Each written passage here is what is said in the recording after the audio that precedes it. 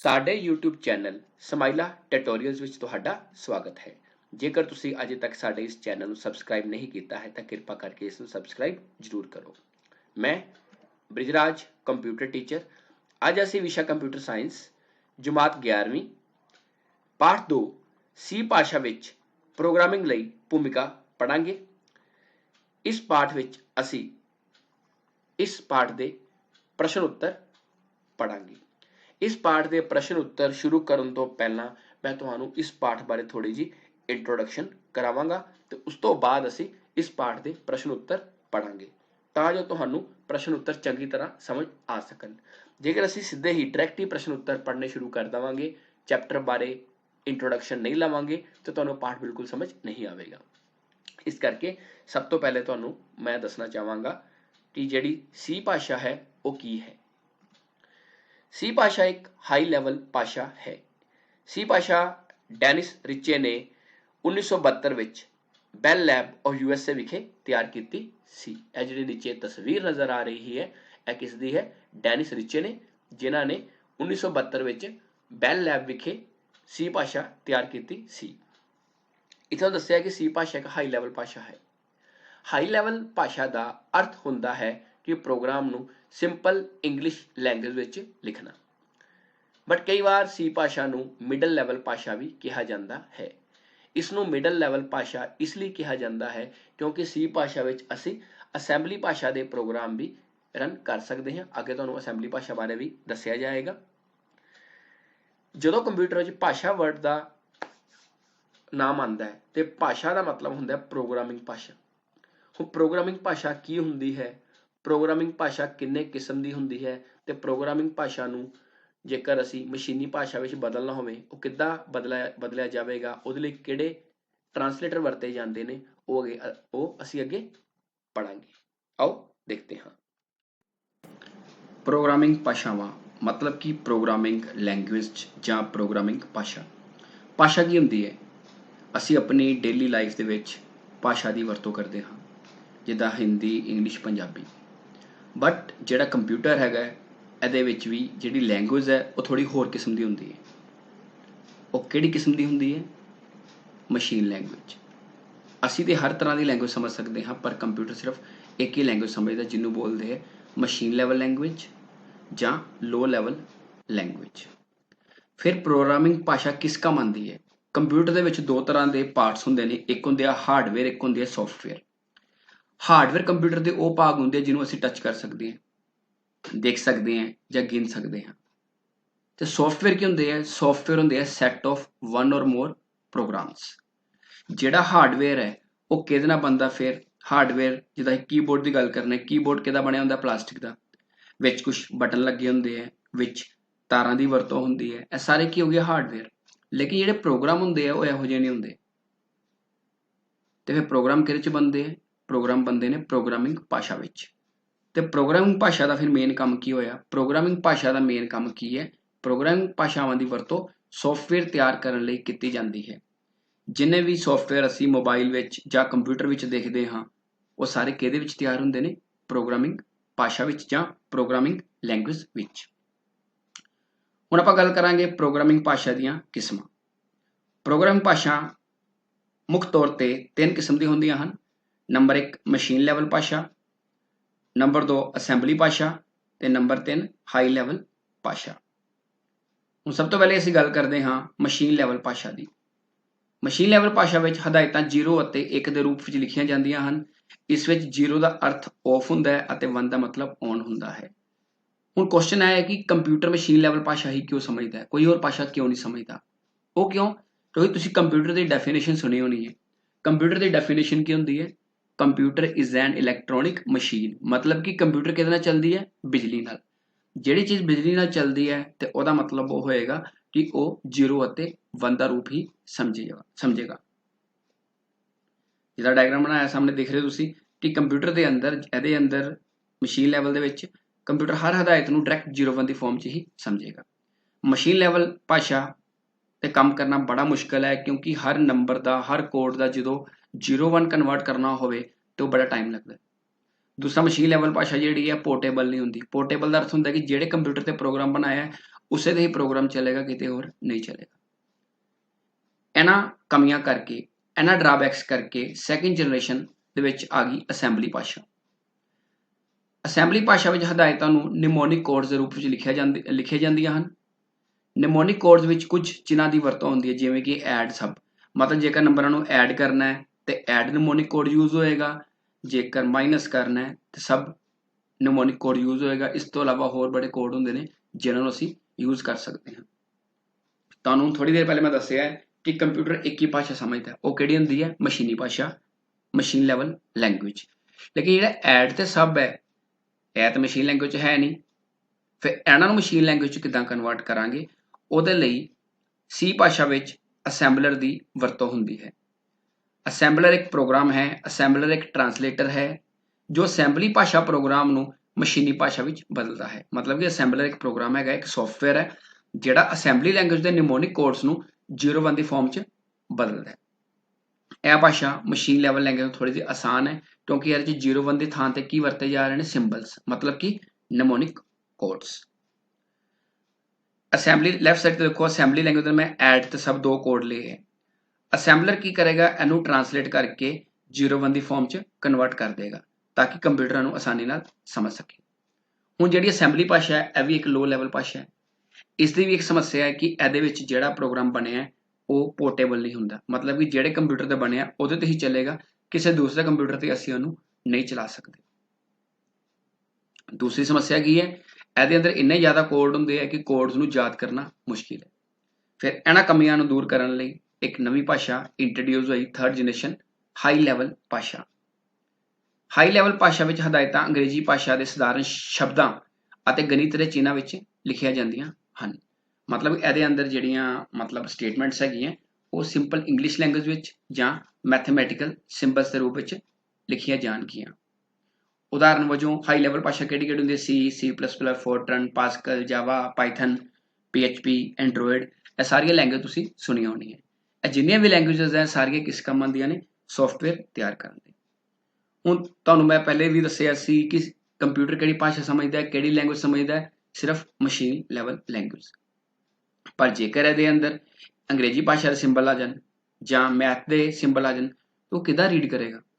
ਫਿਰ ਉਹਦੇ ਲਈ ਇਹਦੇ ਵਿੱਚ 2 ਟਰਾਂਸਲੇਟਰ ਵਰਤੇ ਜਾਂਦੇ ਨੇ, ਇੱਕ ਹੁੰਦਾ ਕੰਪਾਈਲਰ, ਇੱਕ ਹੁੰਦਾ ਇੰਟਰਪ੍ਰੀਟਰ। ਕੁਝ ਹਾਈ ਲੈਵਲ ਭਾਸ਼ਾ ਵਿੱਚ ਕੰਪਾਈਲਰ ਵਰਤਿਆ ਜਾਂਦਾ ਹੈ ਤੇ ਕੁਝ ਹਾਈ ਲੈਵਲ ਭਾਸ਼ਾ ਵਿੱਚ ਇੰਟਰਪ੍ਰੀਟਰ ਵਰਤਿਆ ਜਾਂਦਾ ਹੈ। ਹੁਣ ਸਭ ਤੋਂ ਪਹਿਲੇ ਅਸੀਂ ਕੰਪਾਈਲਰ ਦੀ ਗੱਲ ਕਰਦੇ ਹਾਂ। ਕੰਪਾਈਲਰ ਇੱਕ ਟਰਾਂਸਲੇਟਰ ਹੈ ਜੋ ਹਾਈ ਲੈਵਲ ਭਾਸ਼ਾ ਪ੍ਰੋਗਰਾਮ ਨੂੰ ਮਸ਼ੀਨੀ ਭਾਸ਼ਾ ਵਿੱਚ ਬਦਲਦਾ ਹੈ। ਇਹ ਪੂਰੇ ਪ੍ਰੋਗਰਾਮ ਨੂੰ ਸਕੈਨ ਕਰਦਾ ਹੈ ਅਤੇ ਇੱਕ ਹੀ ਵਾਰ ਵਿੱਚ ਪੂਰੇ ਪ੍ਰੋਗਰਾਮ ਨੂੰ ਮਸ਼ੀਨ ਕੋਡ ਵਿੱਚ ਬਦਲ ਦਿੰਦਾ ਹੈ। ਇਸ ਦੀ ਵਰਤੋਂ C++ ਆਦਿ ਭਾਸ਼ਾਵਾਂ ਵਿੱਚ ਹੁੰਦੀ ਹੈ। ਮਤਲਬ ਕਿ ਸਿੰਪਲ ਸ਼ਬਦਾਂ 'ਚ ਅਗਰ ਅਸੀਂ ਕਹੀਏ ਤੇ ਕੰਪਾਈਲਰ ਕੀ ਹੈ? ਇੱਕ ਟਰਾਂਸਲੇਟਰ ਹੈ। ਇਹ ਕੀ ਕਰਦਾ ਹੈ? ਪੂਰੇ ਪ੍ਰੋਗਰਾਮ ਨੂੰ ਐਜ਼ ਏ ਇਨਪੁਟ ਲੈਂਦਾ ਤੇ ਇੱਕ ਹੀ ਵਾਰ 'ਚ ਇਹਨੂੰ 0-1 ਦੀ ਫਾਰਮ 'ਚ ਕਨਵਰਟ ਕਰ ਦਿੰਦਾ ਹੈ। ਕੰਪਾਈਲਰ ਸਿਰਫ ਕਨਵਰਜ਼ਨ ਦਾ ਕੰਮ ਨਹੀਂ ਕਰਦਾ, ਇਹ ਗਲਤੀਆਂ ਵੀ ਲੱਭਦਾ ਹੈ, ਐਰਰਸ ਵੀ ਲੱਭਦਾ ਹੈ। ਜੇਕਰ ਤੁਹਾਡੇ ਪ੍ਰੋਗਰਾਮ ਵਿੱਚ ਕੋਈ ਗਲਤੀਆਂ ਨੇ, ਐਰਰਸ ਨੇ, ਇਹ ਉਹਨਾਂ ਨੂੰ ਵੀ ਫਾਈਂਡ ਆਊਟ ਕਰਦਾ ਹੈ। ਫੋਰ ਐਗਜ਼ਾਮਪਲ, ਜਿੱਦਾਂ ਮੈਂ ਲੈਫਟ ਸਾਈਡ ਤੇ ਪ੍ਰੋਗਰਾਮ ਲਿਖਿਆ ਹਾਈ ਲੈਵਲ ਲੈਂਗੁਏਜ 'ਚ, ਇਹ ਜਾਏਗਾ ਕੰਪਾਈਲਰ ਕੋਲ। ਕੰਪਾਈਲਰ ਇੱਕ ਸੌਫਟਵੇਅਰ ਹੈਗਾ, ਉਹ ਕੀ ਕਰੇਗਾ? ਪ੍ਰੋਗਰਾਮ ਨੂੰ ਲੋ ਲੈਵਲ ਲੈਂਗੁਏਜ ਜਾਂ ਮਸ਼ੀਨ ਲੈਵਲ ਲੈਂਗੁਏਜ 'ਚ ਕਨਵਰਟ ਕਰੇਗਾ। ਲੋ ਲੈਵਲ ਲੈਂਗੁਏਜ ਤੇ ਮਸ਼ੀਨ ਲੈਵਲ ਲੈਂਗੁਏਜ ਸੇਮ ਹੁੰਦੀਆਂ ਨੇ, ਜਿਹਦੇ ਅੰਦਰ ਹਦਾਇਤਾਂ 0-1 ਦੀ ਫਾਰਮ 'ਚ ਲਿਖੀਆਂ ਜਾਂਦੀਆਂ ਹਨ। ਹੁਣ ਅਸੀਂ ਗੱਲ ਕਰਦੇ ਹਾਂ ਇੰਟਰਪ੍ਰੀਟਰ ਦੀ। ਇੰਟਰਪ੍ਰੀਟਰ ਵੀ ਇੱਕ ਟਰਾਂਸਲੇਟਰ ਹੈ ਜੋ ਹਾਈ ਲੈਵਲ ਭਾਸ਼ਾ ਪ੍ਰੋਗਰਾਮ ਨੂੰ ਮਸ਼ੀਨੀ ਭਾਸ਼ਾ ਵਿੱਚ ਬਦਲਦਾ ਹੈ, ਜਿੱਦਾਂ ਕਿ ਕੰਪਾਈਲਰ। ਪਰ ਦੋਨਾਂ ਵਿੱਚ ਫਰਕ ਕੀ ਹੈ? ਇੰਟਰਪ੍ਰੀਟਰ ਪ੍ਰੋਗਰਾਮ ਵਿੱਚ ਇੱਕ ਸਮੇਂ ਤੇ ਇੱਕ ਸਟੇਟਮੈਂਟ ਨੂੰ ਸਕੈਨ ਕਰਦਾ ਹੈ ਅਤੇ ਸਟੇਟਮੈਂਟ ਨੂੰ ਮਸ਼ੀਨ ਕੋਡ ਵਿੱਚ ਬਦਲਦਾ ਹੈ। ਹੁਣ ਦੋਨਾਂ ਵਿੱਚ ਮੇਨ ਫਰਕ ਕੀ ਹੋਇਆ? ਕੰਪਾਈਲਰ ਪੂਰੇ ਪ੍ਰੋਗਰਾਮ ਨੂੰ ਸਕੈਨ ਕਰਦਾ ਹੈ ਤਾਂ ਉਸ ਤੋਂ ਬਾਅਦ ਉਹਨੂੰ ਮਸ਼ੀਨ ਕੋਡ 'ਚ ਕਨਵਰਟ ਕਰਦਾ ਹੈ। ਲੇਕਿਨ ਇੰਟਰਪ੍ਰੀਟਰ ਕੀ ਕਰਦਾ ਹੈ? ਪਹਿਲੀ ਸਟੇਟਮੈਂਟ ਨੂੰ ਸਕੈਨ ਕਰੇਗਾ ਤੇ ਉਹਨੂੰ ਮਸ਼ੀਨ ਕੋਡ ਵਿੱਚ ਬਦਲੇਗਾ। ਜੇਕਰ ਉਹਦੇ ਵਿੱਚ ਕੋਈ ਗਲਤੀ ਹੈ ਤੇ ਉਦੋਂ ਤੱਕ ਨੈਕਸਟ ਸਟੇਟਮੈਂਟ ਤੇ ਨਹੀਂ ਜਾਏਗਾ ਜਦੋਂ ਤੱਕ ਅਸੀਂ ਉਸ ਗਲਤੀ ਨੂੰ ਠੀਕ ਨਹੀਂ ਕਰ ਲੈਂਦੇ। ਇਸ ਦੀ ਵਰਤੋਂ ਪਾਈਥਨ, PHP ਆਦਿ ਭਾਸ਼ਾਵਾਂ ਵਿੱਚ ਕੀਤੀ ਜਾਂਦੀ ਹੈ। ਇੱਕ ਬੇਸਿਕ ਭਾਸ਼ਾ ਹੈ, ਉਹਦੇ ਵਿੱਚ ਵੀ ਇਹਦੀ ਵਰਤੋਂ ਹੁੰਦੀ ਹੈ। ਜਾਵਾ ਇੱਕ ਅਜਿਹੀ ਲੈਂਗੁਏਜ ਹੈ ਜਿਹਦੇ 'ਚ ਕੰਪਾਈਲਰ ਵੀ ਵਰਤਿਆ ਜਾਂਦਾ ਤੇ ਇੰਟਰਪ੍ਰੀਟਰ ਦੋਨੋਂ ਵਰਤੇ ਜਾਂਦੇ ਹਨ। ਫੋਰ ਐਗਜ਼ਾਮਪਲ, ਜਿਸ ਤਰ੍ਹਾਂ ਕੰਪਾਈਲਰ 'ਚ ਲਿਆ ਸੀ, ਇਹਦੇ 'ਚ ਵੀ ਲੈਫਟ ਸਾਈਡ ਤੇ ਮੈਂ ਹਾਈ ਲੈਵਲ ਲੈਂਗੁਏਜ ਪ੍ਰੋਗਰਾਮ ਲਿਆ ਹੈ, ਵਿੱਚ ਇੰਟਰਪ੍ਰੀਟਰ ਲਗਾਤਾ ਹੈ ਤੇ ਇੰਟਰਪ੍ਰੀਟਰ ਵੀ ਕੀ ਕਰੇਗਾ? ਪ੍ਰੋਗਰਾਮ ਨੂੰ ਲੋ ਲੈਵਲ ਜਾਂ ਮਸ਼ੀਨ ਲੈਵਲ ਲੈਂਗੁਏਜ 'ਚ ਕਨਵਰਟ ਕਰੇਗਾ। ਦੋਨਾਂ ਵਿੱਚ ਅੰਤਰ ਕੀ ਹੈ? ਕੰਪਾਈਲਰ ਪੂਰੇ ਪ੍ਰੋਗਰਾਮ ਨੂੰ ਇਕੱਠਾ ਟਰਾਂਸਲੇਟ ਕਰਦਾ ਹੈ ਤੇ ਇੰਟਰਪ੍ਰੀਟਰ ਲਾਈਨ ਬਾय ਲਾਈਨ। ਪ੍ਰਸ਼ਨ ਉੱਤਰ। ਨੰਬਰ 1, ਸੀ ਭਾਸ਼ਾ ਦੀਆਂ ਕਿਹੜੀਆਂ ਸੀਮਾਵਾਂ ਹਨ? ਮਤਲਬ ਕਿ ਸੀ ਭਾਸ਼ਾ ਦੀਆਂ ਕੀ ਡਿਸਐਡਵਾਂਟੇਜ ਜਾਂ ਲਿਮਿਟੇਸ਼ਨਸ ਹਨ? ਸੀ ਭਾਸ਼ਾ ਦੀਆਂ ਸੀਮਾਵਾਂ ਹੇਠ ਲਿਖੇ ਅਨੁਸਾਰ ਹਨ। ਨੰਬਰ 1, ਸੀ ਭਾਸ਼ਾ ਕੇਸ ਸੈਂਸਿਟਿਵ ਹੈ। ਇਸ ਦਾ ਅਰਥ ਹੈ ਕਿ ਸੀ ਭਾਸ਼ਾ ਵਿੱਚ ਛੋਟੇ ਅਤੇ ਵੱਡੇ ਅੱਖਰਾਂ ਵਿੱਚ ਫਰਕ ਹੁੰਦਾ ਹੈ। ਕੇਸ ਸੈਂਸਿਟਿਵ ਨੂੰ ਚੇਂਜ ਕੇਸ ਭਾਸ਼ਾ ਵੀ ਬੋਲਦੇ ਨੇ। ਜੇਕਰ ਅਸੀਂ ਸੀ ਭਾਸ਼ਾ ਵਿੱਚ ਕਿਸੇ ਵੈਰੀਏਬਲ ਨੂੰ ਛੋਟੇ ਅੱਖਰਾਂ ਵਿੱਚ ਲਿਖੀਏ ਤੇ ਬਾਅਦ ਵਿੱਚ ਸੇਮ ਵੈਰੀਏਬਲ ਨੂੰ ਵੱਡੇ ਅੱਖਰਾਂ ਵਿੱਚ ਲਿਖੀਏ ਤਾਂ ਉਹ ਪੋਸੀਬਲ ਹੈ ਤੇ ਦੋਨਾਂ ਵਿੱਚ ਫਰਕ ਹੋਵੇਗਾ। ਨੰਬਰ 2, ਸੀ ਭਾਸ਼ਾ ਦਾ ਡਾਟਾ ਉੱਪਰ ਕੋਈ ਕੰਟਰੋਲ ਨਹੀਂ ਹੈ। ਇਸ ਕਰਕੇ ਸੌਫਟਵੇਅਰ ਵਿੱਚ ਬਹੁਤ ਸਾਰੀਆਂ ਲੌਜੀਕਲ ਗਲਤੀਆਂ ਹੋ ਜਾਂਦੀਆਂ ਹਨ ਤੇ ਲੌਜੀਕਲ ਗਲਤੀਆਂ ਦੀ ਇਹ ਪ੍ਰੋਬਲਮ ਹੈ ਕਿ ਇਹ ਗਲਤੀਆਂ ਸਾਨੂੰ ਖੁਦ ਲੱਭਣੀਆਂ ਪੈਂਦੀਆਂ ਨੇ। ਕੰਪਾਈਲਰ ਇਹਨਾਂ ਗਲਤੀਆਂ ਨੂੰ ਫਾਈਂਡ ਆਊਟ ਨਹੀਂ ਕਰ ਪਾਉਂਦਾ। ਕੰਪਾਈਲਰ ਸਿਰਫ ਸਿੰਟੈਕਸ ਐਰਰ ਜਾਂ ਸਿੰਟੈਕਸ ਗਲਤੀਆਂ ਨੂੰ ਹੀ ਫਾਈਂਡ ਆਊਟ ਕਰ ਪਾਉਂਦਾ ਹੈ। ਨੰਬਰ 3, ਇਹ ਭਾਸ਼ਾ ਸਿੱਖਣ ਵਿੱਚ ਔਖੀ ਹੈ। ਜਿਸ ਤਰ੍ਹਾਂ ਪੁਰਾਣੀਆਂ ਭਾਸ਼ਾਵਾਂ ਸੀ ਜਿੱਦਾਂ ਬੇਸਿਕ, ਕਬੋਲ ਵਗੈਰਾ, ਉਹਨਾਂ ਨੂੰ ਸਮਝਣਾ ਆਸਾਨ ਸੀ, ਸਿੱਖਣਾ ਵੀ ਸੌਖਾ ਸੀ। ਬਟ ਜਿਹੜੀ ਸੀ ਭਾਸ਼ਾ ਹੈ ਇਸ ਨੂੰ ਸਿੱਖਣਾ ਔਖਾ ਹੈ। ਜਿਸ ਪਰਸਨ ਦੇ ਕਨਸੈਪਟ ਕਲੀਅਰ ਹੋਣਗੇ, ਲੌਜੀਕਲ ਕਲੀਅਰ ਹੋਣਗੇ, ਉਹਨੂੰ ਹੀ ਇਹ ਭਾਸ਼ਾ ਆਸਾਨੀ ਨਾਲ ਸਮਝ ਆ ਸਕਦੀ ਹੈ। ਨੰਬਰ 4, ਇਹ ਭਾਸ਼ਾ ਊਪ ਦੇ ਸਿਧਾਂਤ ਉੱਪਰ ਆਧਾਰਿਤ ਨਹੀਂ ਹੈ। ਊਪ ਦਾ ਮਤਲਬ ਹੈ object oriented programming. Object oriented programming ਉਹ ਹੈ ਜਿਹੜੀ ਅੱਜ ਕੱਲ੍ਹ ਚੱਲਦੀ ਹੈ, ਜਿਹਦੇ ਵਿੱਚ ਕਲਾਸਿਸ ਅਤੇ ਆਬਜੈਕਟਸ ਨੂੰ ਯੂਜ਼ ਕੀਤਾ ਜਾਂਦਾ ਹੈ।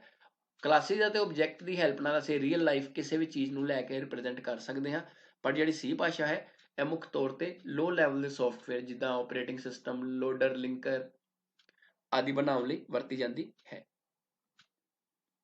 ਨੰਬਰ 5, ਸੀ ਭਾਸ਼ਾ ਵਿੱਚ ਜੇਕਰ ਕੋਈ ਕੋਡ ਇੱਕ ਵਾਰ ਲਿਖਿਆ ਗਿਆ ਹੈ ਤਾਂ ਇਸ ਨੂੰ ਅਸੀਂ ਦੁਬਾਰਾ ਵਰਤ ਨਹੀਂ ਸਕਦੇ। ਮਤਲਬ ਕਿ ਜੇ ਸੀ ਭਾਸ਼ਾ 'ਚੋਂ ਇੱਕ ਪ੍ਰੋਗਰਾਮ ਬਣਾਇਆ ਹੈ ਜਾਂ ਕੋਈ ਸੌਫਟਵੇਅਰ ਬਣਾਇਆ, ਉਹਨੂੰ ਦੁਬਾਰਾ ਰੀਯੂਜ਼ ਨਹੀਂ ਕੀਤਾ ਜਾ ਸਕਦਾ। ਬਟ ਜਿਹੜੀ ਊਪ ਦੇ ਆਧਾਰ ਅਤੇ ਊਪ ਦੇ ਸਿਧਾਂਤ ਤੇ ਆਧਾਰਿਤ ਭਾਸ਼ਾਵਾਂ ਨੇ ਜਿੱਦਾਂ C++, ਜਾਵਾ, ਉਹਦੇ ਵਿੱਚ ਇਨਹੈਰੀਟੈਂਸ ਹੁੰਦਾ ਹੈ ਤੇ ਇਨਹੈਰੀਟੈਂਸ ਦੀ ਮਦਦ ਨਾਲ ਅਸੀਂ ਜੇਕਰ ਕੋਈ ਕੋਡ ਲਿਖਿਆ ਤਾਂ ਦੁਬਾਰਾ ਉਹਨੂੰ ਅਸੀਂ ਰੀਯੂਜ਼ ਕਰ ਸਕਦੇ ਹਾਂ। ਬਟ ਸੀ ਭਾਸ਼ਾ ਦੇ ਵਿੱਚ ਕੋਡ ਨੂੰ ਰੀਯੂਜ਼ ਜਾਂ ਪ੍ਰੋਗਰਾਮ ਨੂੰ ਰੀਯੂਜ਼ ਨਹੀਂ ਕੀਤਾ ਜਾ ਸਕਦਾ। ਨੰਬਰ 6, ਸੀ ਭਾਸ਼ਾ ਵਿੱਚ ਰਨ ਟਾਈਮ ਚੈਕਿੰਗ ਨਹੀਂ ਹੁੰਦੀ। ਰਨ ਟਾਈਮ ਚੈਕਿੰਗ ਦਾ ਮਤਲਬ ਕਿ ਜਦੋਂ ਅਸੀਂ ਪ੍ਰੋਗਰਾਮ ਰਨ ਕਰਦੇ ਹਾਂ ਉਸ ਟਾਈਮ ਤੇ ਐਰਰ ਚੈੱਕ ਨਹੀਂ ਕਰ ਸਕਦੇ, ਸਿਰਫ ਕੰਪਾਈਲ ਟਾਈਮ ਤੇ ਹੀ ਚੈੱਕ ਕਰਦਾ ਹੈ।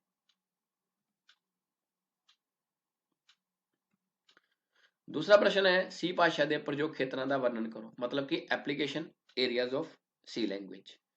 ਸੀ ਭਾਸ਼ਾ ਹੇਠ ਲਿਖੇ ਖੇਤਰਾਂ ਵਿੱਚ ਵਰਤੀ ਜਾਂਦੀ ਹੈ। ਨੰਬਰ 1, ਸੀ ਭਾਸ਼ਾ ਦੀ ਵਰਤੋਂ ਐਪਲੀਕੇਸ਼ਨ ਸੌਫਟਵੇਅਰ ਤਿਆਰ ਕਰਨ ਲਈ ਕੀਤੀ ਜਾਂਦੀ ਹੈ। ਐਪਲੀਕੇਸ਼ਨ ਸੌਫਟਵੇਅਰ ਹੁੰਦੇ ਨੇ ਜਿਹੜੇ ਕੋਈ ਖਾਸ ਕੰਮ ਕਰਨ ਲਈ ਤਿਆਰ ਕੀਤੇ ਜਾਂਦੇ ਹਨ ਕਿ ਆਪਣੀ ਰਿਕੁਆਇਰਮੈਂਟ ਦੇ ਹਿਸਾਬ ਸਿਰ। ਨੰਬਰ 2, ਸੀ ਭਾਸ਼ਾ ਦੀ ਵਰਤੋਂ ਵਪਾਰਕ ਖੇਤਰਾਂ ਦੇ ਸੌਫਟਵੇਅਰ ਬਣਾਉਣ ਲਈ ਕੀਤੀ ਜਾਂਦੀ ਹੈ, ਜਿਵੇਂ ਕਿ ਅਕਾਊਂਟਿੰਗ ਅਤੇ ਪੇਰੋਲ। ਮਤਲਬ ਕਿ ਵਪਾਰਕ ਖੇਤਰਾਂ ਵਿੱਚ ਜਿੱਦਾਂ ਅਕਾਊਂਟਿੰਗ, ਕਿਸੇ ਨੇ ਅਕਾਊਂਟਸ ਦਾ ਕੰਮ ਕਰਨਾ ਹੈ ਜਾਂ ਸੈਲਰੀ ਬਿੱਲ ਵਗੈਰਾ ਮੈਨੇਜ ਕਰਨੇ ਨੇ ਤੇ ਉਸਦੇ ਸੌਫਟਵੇਅਰ ਜਿਹੜੇ ਆ ਉਹ ਸੀ ਭਾਸ਼ਾ ਵਿੱਚ ਤਿਆਰ ਕੀਤੇ ਜਾ ਸਕਦੇ ਹਨ। ਨੰਬਰ 3, ਸੀ ਭਾਸ਼ਾ ਦੀ ਵਰਤੋਂ ਸਿਸਟਮ ਸੌਫਟਵੇਅਰ ਬਣਾਉਣ ਲਈ ਵੀ ਕੀਤੀ ਜਾਂਦੀ ਹੈ, ਜਿਵੇਂ ਕਿ ਕੰਪਾਈਲਰ, ਇੰਟਰਪ੍ਰੀਟਰ, ਲਿੰਕਰ, ਲੋਡਰ ਆਦਿ। ਇਹ ਜਿਹੜੇ ਕੰਪਾਈਲਰ, ਇੰਟਰਪ੍ਰੀਟਰ, ਲਿੰਕਰ, ਲੋਡਰ ਨੇ ਇਹ ਲੋ ਲੈਵਲ ਦੇ ਸੌਫਟਵੇਅਰ ਹੁੰਦੇ ਨੇ। ਕੰਪਾਈਲਰ ਇੱਕ ਟਰਾਂਸਲੇਟਰ ਹੁੰਦਾ ਹੈ ਜਿਹੜਾ ਹਾਈ ਲੈਵਲ ਨੂੰ ਮਸ਼ੀਨ ਲੈਵਲ 'ਚ ਕਨਵਰਟ ਕਰਦਾ ਪ੍ਰੋਗਰਾਮ ਨੂੰ। ਇੰਟਰਪ੍ਰੀਟਰ ਵੀ ਸੇਮ ਹੈ ਕੰਪਾਈਲਰ ਵਾਂਗ ਹੀ ਕਿ ਹਾਈ ਲੈਵਲ ਲੈਂਗੁਏਜ ਪ੍ਰੋਗਰਾਮ ਨੂੰ ਮਸ਼ੀਨ ਲੈਵਲ 'ਚ ਕਨਵਰਟ ਕਰਦਾ ਹੈ। ਬਟ ਦੋਨਾਂ ਵਿੱਚ ਫਰਕ ਕੀ ਹੈ? ਕੰਪਾਈਲਰ ਪੂਰੇ ਪ੍ਰੋਗਰਾਮ ਨੂੰ ਇਕੱਠਾ ਕੰਪਾਈਲ ਕਰਦਾ ਹੈ ਤੇ interpreter line by line. Linker program ਨੂੰ ਸਿਸਟਮ ਲਾਇਬ੍ਰੇਰੀ ਨਾਲ ਲਿੰਕ ਕਰਦਾ ਹੈ ਤੇ ਲੋਡਰ ਕੀ ਕਰਦਾ ਹੈ? ਪ੍ਰੋਗਰਾਮ ਨੂੰ ਰੈਮ ਵਿੱਚ ਜਾਂ ਮੇਨ ਮੈਮਰੀ ਵਿੱਚ ਲੋਡ ਕਰਦਾ ਹੈ। ਨੰਬਰ 4, ਸੀ ਭਾਸ਼ਾ ਦੀ ਵਰਤੋਂ ਕਈ ਕਿਸਮ ਦੇ ਗ੍ਰਾਫਿਕ ਪ੍ਰੋਗਰਾਮ ਬਣਾਉਣ ਲਈ ਵੀ ਕੀਤੀ ਜਾਂਦੀ ਹੈ। ਮਤਲਬ ਕਿ ਸੀ ਭਾਸ਼ਾ ਦੇ ਵਿੱਚ ਗ੍ਰਾਫਿਕਸ ਦਾ ਵੀ ਪ੍ਰਯੋਗ ਕੀਤਾ ਜਾ ਸਕਦਾ ਹੈ। ਗ੍ਰਾਫਿਕ ਮਤਲਬ ਕਿ ਪਿਕਚਰਸ ਜਾਂ ਡਾਇਗਰਾਮ ਦੀ ਫਾਰਮ 'ਚ ਵੀ ਅਸੀਂ ਪ੍ਰੋਗਰਾਮ ਬਣਾ ਸਕਦੇ ਹਾਂ। ਨੰਬਰ 5, ਸੀ ਭਾਸ਼ਾ ਦੀ ਵਰਤੋਂ ਗੇਮਾਂ ਤਿਆਰ ਕਰਨ ਲਈ ਵੀ ਕੀਤੀ ਜਾਂਦੀ ਹੈ। ਮਤਲਬ ਕਿ ਜੇਕਰ ਅਸੀਂ ਐਂਟਰਟੇਨਮੈਂਟ ਲਈ ਕੋਈ ਸੌਫਟਵੇਅਰ ਤਿਆਰ ਕਰਨਾ ਹੈ, ਗੇਮਾਂ ਦਾ ਸੌਫਟਵੇਅਰ ਤਿਆਰ ਕਰਨਾ ਹੈ, ਉਹ ਵੀ ਤਿਆਰ ਕੀਤਾ ਜਾ ਸਕਦਾ ਹੈ। 6 ਪੁਆਇੰਟ, ਸੀ ਭਾਸ਼ਾ ਦੀ ਮਦਦ ਨਾਲ ਕਾਰਟੂਨ, ਮੂਵੀ ਅਤੇ ਐਨੀਮੇਸ਼ਨ ਸੌਫਟਵੇਅਰ ਵੀ ਤਿਆਰ ਕੀਤੇ ਜਾ ਸਕਦੇ ਹਨ। मतलब कि सी भाषा से एप्लीकेशन ਵਪਾਰਕ ਜਾਂ ਸਿਸਟਮ ਸੌਫਟਵੇਅਰ ਤਿਆਰ ਕਰਨ ਲਈ ਨਹੀਂ ਵਰਤੀ ਜਾਂਦੀ। ਇਸ ਤੋਂ ਇਲਾਵਾ ਜੇਕਰ ਜਿਹੜੇ ਕਾਰਟੂਨ ਬਣਾਉਣ ਲਈ ਸੌਫਟਵੇਅਰ ਹੈ, ਕੋਈ ਮੂਵੀ ਸੌਫਟਵੇਅਰ ਤਿਆਰ ਕਰਨਾ, ਜਾਂ ਕੋਈ ਐਨੀਮੇਸ਼ਨ ਤਿਆਰ ਕਰਨੇ ਨੇ, ਕੋਈ ਗ੍ਰਾਫਿਕ ਤਿਆਰ ਕਰਨੇ ਹੈ, ਤੇ ਉਹਦੇ ਲਈ ਵੀ ਆਪਾਂ ਸੀ ਭਾਸ਼ਾ ਦੀ ਵਰਤੋਂ ਕਰ ਸਕਦੇ ਹਾਂ। ਪ੍ਰਸ਼ਨ ਨੰਬਰ 3 ਹੈ ਪ੍ਰੀ ਪ੍ਰੋਸੈਸਰ ਨਿਰਦੇਸ਼ ਕੀ ਹੁੰਦੇ ਹਨ। ਸੀ ਭਾਸ਼ਾ ਵਿੱਚ ਪ੍ਰੋਗਰਾਮ ਨੂੰ ਕੰਪਾਈਲ ਕਰਦੇ ਸਮੇਂ ਕੁਝ ਪ੍ਰਕਿਰਿਆਵਾਂ ਕੀਤੀਆਂ ਜਾਂਦੀਆਂ ਹਨ। ਉਹ ਕਮਾਂਡਸ ਜਿਹੜੀਆਂ ਇਹ ਪ੍ਰਕਿਰਿਆਵਾਂ ਕਰਦੀਆਂ ਹਨ ਉਹਨਾਂ ਨੂੰ ਪ੍ਰੀ ਪ੍ਰੋਸੈਸਰ ਨਿਰਦੇਸ਼ ਜਾਂ ਪ੍ਰੀ ਪ੍ਰੋਸੈਸਰ ਡਾਇਰੈਕਟਿਵ ਕਿਹਾ ਜਾਂਦਾ ਹੈ। ਪ੍ਰੀ ਪ੍ਰੋਸੈਸਰ ਨਿਰਦੇਸ਼ ਪ੍ਰੋਗਰਾਮ ਦੇ ਸ਼ੁਰੂ ਵਿੱਚ ਵਰਤੇ ਜਾਂਦੇ ਹਨ। ਪ੍ਰੀ ਪ੍ਰੋਸੈਸਰ ਨਿਰਦੇਸ਼ ਹੈਸ਼ ਚਿੰਨ੍ਹ ਤੋਂ ਸ਼ੁਰੂ ਹੁੰਦੇ ਹਨ। ਪ੍ਰੀ ਪ੍ਰੋਸੈਸਰ ਨਿਰਦੇਸ਼ 3 ਕਿਸਮ ਦੇ ਹੁੰਦੇ ਹਨ। Number 1 hash include, number 2 hash define ਤੇ ਨੰਬਰ 3 ਹੈਸ਼ ਇਫ। ਜਿਹੜਾ ਹੈਸ਼ ਇਨਕਲੂਡ ਪ੍ਰੀ ਪ੍ਰੋਸੈਸਰ ਨਿਰਦੇਸ਼ ਹੈ ਜਾਂ ਡਾਇਰੈਕਟਿਵ ਹੈ, ਇਹ ਹੈਡਰ ਫਾਈਲਸ ਨੂੰ ਡਿਕਲੇਅਰ ਕਰਨ ਲਈ ਵਰਤਿਆ ਜਾਂਦਾ ਹੈ। ਸੀ ਭਾਸ਼ਾ ਦੇ ਸ਼ੁਰੂ ਵਿੱਚ 2 ਹੈਡਰ ਫਾਈਲਾਂ ਵਰਤੀਆਂ ਜਾਂਦੀਆਂ ਹਨ। Hash include studio.h। studio.h ਦਾ ਮਤਲਬ ਹੁੰਦਾ ਹੈ standard input output header file. ਤੇ ਦੂਸਰੀ ਹੈਡਰ ਫਾਈਲ ਵਰਤੀ ਜਾਂਦੀ ਹੈ ਹੈਸ਼ ਇਨਕਲੂਡ conio.h ਤੇ conio ਦਾ ਅਰਥ ਹੁੰਦਾ ਹੈ console input output header file. ਤੇ ਦੂਸਰਾ ਪ੍ਰੀ ਪ੍ਰੋਸੈਸਰ ਹੈ ਹੈਸ਼ ਡਿਫਾਈਨ। ਇਹ ਯੂਜ਼ ਹੁੰਦਾ ਹੈ ਸਿੰਬੋਲਿਕ ਕਨਸਟੈਂਟ ਜਾਂ ਮੈਕਰੋ ਸਬਸਟੀਟਿਊਸ਼ਨ ਦੇ ਲਈ। ਤੇ ਸਿੰਬੋਲਿਕ ਕਨਸਟੈਂਟ ਤੇ ਮੈਕਰੋ ਸਬਸਟੀਟਿਊਸ਼ਨ ਦੇ ਬਾਰੇ ਤੁਹਾਨੂੰ ਮੈਂ ਪਹਿਲੇ ਵੀ ਦੱਸ ਚੁੱਕਿਆ ਹਾਂ ਕਿ ਜਦੋਂ ਕੋਈ ਅਸੀਂ ਸਿੰਬੋਲਿਕ ਕਨਸਟੈਂਟ ਡਿਕਲੇਅਰ ਕਰਨਾ ਹੋਵੇ, ਕਿ ਐਸਾ ਕਨਸਟੈਂਟ ਡਿਕਲੇਅਰ ਕਰਨਾ ਹੋਵੇ ਜਿਸ ਦੀ ਵੈਲਿਊ ਨੂੰ ਵਰਤਿਆ ਜਾ ਸਕੇ ਬਟ ਉਹਨੂੰ ਕੋਈ ਚੇਂਜ ਨਾ ਕਰ ਸਕੇ, ਉਹਦੇ ਲਈ ਅਸੀਂ ਹੈਸ਼ ਡਿਫਾਈਨ ਡਾਇਰੈਕਟਿਵ ਯੂਜ਼ ਕਰਦੇ ਹਾਂ। ਇਸ ਤੋਂ ਇਲਾਵਾ ਹੈਸ਼ ਇਫ ਹੁੰਦਾ ਹੈ, ਇਹ ਕਿਸੇ ਕੰਡੀਸ਼ਨ ਦੇ ਲਈ ਯੂਜ਼ ਹੁੰਦਾ ਜਿਹਨੂੰ ਅਸੀਂ ਸ਼ੁਰੂ ਦੇ ਵਿੱਚ ਲਗਾਉਣਾ ਚਾਹੀਏ। ਅੱਗੇ ਅਸੀਂ ਡਿਟੇਲ ਵਿੱਚ ਜਦੋਂ ਇਹਦੇ ਪ੍ਰੋਗਰਾਮ ਕਰਾਂਗੇ ਫਿਰ ਤੁਹਾਨੂੰ ਹੋਰ ਵੀ ਚੰਗੇ ਤਰੀਕੇ ਨਾਲ ਸਮਝ ਆ ਜਾਵੇਗਾ।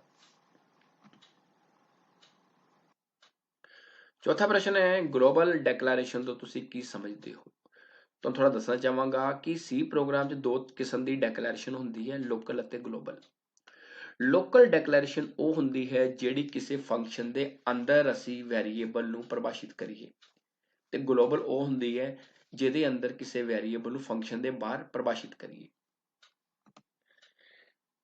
ਉਹ ਵੈਰੀਏਬਲ ਜਿਹਨਾਂ ਨੂੰ ਮੇਨ ਫੰਕਸ਼ਨ ਜਾਂ ਕਿਸੇ ਯੂਜ਼ਰ ਡਿਫਾਈਨਡ ਫੰਕਸ਼ਨ ਦੇ ਬਾਹਰ ਡਿਕਲੇਅਰ ਕੀਤਾ ਜਾਂਦਾ ਹੈ ਉਹਨਾਂ ਨੂੰ ਗਲੋਬਲ ਵੈਰੀਏਬਲ ਕਿਹਾ ਜਾਂਦਾ ਹੈ ਅਤੇ ਉਹਨਾਂ ਦੀ ਡੈਕਲੇਰੇਸ਼ਨ ਨੂੰ ਗਲੋਬਲ ਡੈਕਲੇਰੇਸ਼ਨ ਕਿਹਾ ਜਾਂਦਾ ਹੈ। ਹੁਣ ਇੱਥੇ ਫੰਕਸ਼ਨ ਦਾ ਮਤਲਬ ਇਹ ਹੈ ਕਿ ਸੀ ਭਾਸ਼ਾ ਵਿੱਚ ਕਿਸੇ ਖਾਸ ਕੰਮ ਨੂੰ ਕਰਨ ਲਈ ਫੰਕਸ਼ਨ ਬਣਾਏ ਜਾਂਦੇ ਹਨ। ਜਿਹੜਾ ਮੇਨ ਫੰਕਸ਼ਨ ਹੈ ਇਹ ਸੀ ਭਾਸ਼ਾ ਦਾ ਇੱਕ ਅਜਿਹਾ ਫੰਕਸ਼ਨ ਹੈ ਜਿਹਦੇ ਬਿਨਾਂ ਸੀ ਦਾ ਪ੍ਰੋਗਰਾਮ ਨਹੀਂ ਬਣ ਸਕਦਾ। ਤੇ ਯੂਜ਼ਰ ਡਿਫਾਈਨਡ ਫੰਕਸ਼ਨ ਉਹ ਹੁੰਦੇ ਨੇ ਜਿਹੜੇ ਅਸੀਂ ਆਪਣੀ ਰਿਕੁਆਇਰਮੈਂਟ ਦੇ ਹਿਸਾਬ ਸਿਰ ਬਣਾਉਂਦੇ ਹਾਂ। ਇੱਕ ਛੋਟੀ ਜਿਹੀ ਉਦਾਹਰਨ ਨਾਲ ਸਮਝਣ ਦੀ ਕੋਸ਼ਿਸ਼ ਕਰਦੇ ਹਾਂ। ਜਿੱਦਾਂ ਇੱਥੇ ਮੈਂ ਇੱਕ ਪ੍ਰੋਗਰਾਮ ਬਣਾਇਆ ਹੈ, ਇਹਦੇ ਲਿਖਿਆ int a is equal to 10। ਇਹਦਾ ਮਤਲਬ ਕਿ a ਇੱਕ ਇੰਟੀਜਰ ਟਾਈਪ ਵੈਰੀਏਬਲ ਹੈ ਜਿਸ ਦੀ ਕੀਮਤ ਕਿੰਨੀ ਹੈ 10। ਇਹ ਜਿਹੜਾ ਵੈਰੀਏਬਲ a 10 ਲਿਆ ਇਹ ਕਿਸੇ ਵੀ ਫੰਕਸ਼ਨ ਦੇ ਅੰਦਰ ਨਹੀਂ ਆ ਰਿਹਾ। ਇਹਦਾ ਮਤਲਬ ਕੀ ਹੈ, ਨੀਚੇ ਮੈਂ ਲਿਖਿਆ void main। void main ਸੀ ਭਾਸ਼ਾ ਦਾ ਇੱਕ ਫੰਕਸ਼ਨ ਹੁੰਦਾ ਹੈ। ਇਹਦੇ ਅੰਦਰ ਇਹਦੀ ਬੋਡੀ ਨੂੰ ਪਰਿਭਾਸ਼ਿਤ ਕਰਨ ਲਈ ਕਰਲੀ ਬ੍ਰੇਸਿਸ ਯੂਜ਼ ਹੁੰਦੀਆਂ ਤੇ ਮੈਂ ਕਰਲੀ ਬ੍ਰੇਸਿਸ ਦੇ ਅੰਦਰ ਲਿਆ int b is equal to 20। ਹੁਣ ਇਹ ਜਿਹੜੀ ਕਰਲੀ ਬ੍ਰੇਸਿਸ ਹੈ ਇਸ ਨੂੰ ਬੋਲਦੇ ਆ ਫੰਕਸ਼ਨ ਦੀ ਬੋਡੀ। ਹੁਣ ਜਿਹੜਾ b ਵੈਰੀਏਬਲ ਹੈ ਫੰਕਸ਼ਨ ਦੀ ਬੋਡੀ ਦੇ ਅੰਦਰ ਪਰਿਭਾਸ਼ਿਤ ਹੋਇਆ ਤੇ ਇਹ ਕਿਹੜਾ ਹੋਏਗਾ ਲੋਕਲ ਵੈਰੀਏਬਲ। ਤੇ ਜਿਹੜਾ int a is equal to 10 ਉੱਪਰ ਲਿਆ ਮੈਂ ਇਹ ਆਇਆ ਫੰਕਸ਼ਨ ਦੀ ਬੋਡੀ ਤੋਂ ਬਾਅਦ ਤੇ ਇਹ ਕਿਹੜਾ ਵੈਰੀਏਬਲ ਹੋਇਆ ਗਲੋਬਲ ਵੈਰੀਏਬਲ। ਤੇ ਆਪਾਂ ਕਹਿ ਸਕਦੇ ਹਾਂ ਕਿ ਜਦੋਂ ਕਿਸੇ ਵੈਰੀਏਬਲ ਨੂੰ ਕਿਸੇ ਫੰਕਸ਼ਨ ਦੀ ਬੋਡੀ ਦੇ ਬਾਹਰ ਮਤਲਬ ਕਰਲੀ ਬ੍ਰੇਸਿਸ ਦੇ ਬਾਹਰ ਡਿਕਲੇਅਰ ਕਰਦੇ ਹਾਂ ਉਸ ਨੂੰ ਗਲੋਬਲ ਵੈਰੀਏਬਲ ਬੋਲਦੇ ਨੇ, ਤੇ ਜਿਹੜਾ ਵੈਰੀਏਬਲ ਕਿਸੇ ਕਰਲੀ ਬ੍ਰੇਸਿਸ ਦੇ ਅੰਦਰ ਆ ਰਿਹਾ ਲੋਕਲ ਵੈਰੀਏਬਲ ਹੁੰਦਾ ਹੈ। ਜਿੱਦਾਂ ਇੱਥੇ a ਜਿਹੜਾ ਹੈ ਗਲੋਬਲ ਵੈਰੀਏਬਲ ਹੈ ਤੇ b ਜਿਹੜਾ ਲੋਕਲ ਵੈਰੀਏਬਲ ਹੈ। ਹੁਣ ਦੋਨਾਂ 'ਚ ਫਰਕ ਕੀ ਹੈ ਕਿ a ਦੀ ਵੈਲਿਊ 10 ਹੈ।